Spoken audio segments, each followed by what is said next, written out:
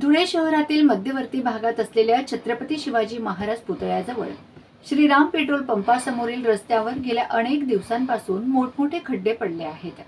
सध्या या खड्ड्यांमध्ये पावसाचे पाणी साचल्याने नागरिकांना खड्ड्यात रस्ता की रस्त्यात खड्डा अशी प्रचिती येऊन अपघातात सामोरे जावे लागत आहे। आज पहाटेपासून झालेल्या रिमझिम पावसामुळे खड्डे पूर्णपणे पाण्याखाली गेलेत। त्यामुळे सकाळी शाळेत जाणाऱ्या काही विद्यार्थ्यांना खड्ड्याचा अंदाज न आल्याने ते घसरून पडले व त्यांना किरकोळ दुखापती झाल्यात। तसेच अनेक दुचाकीस्वारांच्या मोटरसायकली खड्ड्यात अडकल्याने बंद पडल्या, तर काही वाहन चालक घसरून पडल्याने त्यांच्या कपड्यांसह साहित्यही भिजले।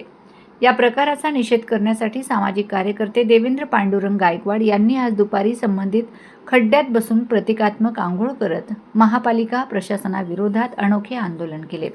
रस्त्याच्या मध्यभागी झालेल्या या आंदोलनामुळे काही काळ दोन्ही बाजूंनी वाहतूक कोंडी झाली।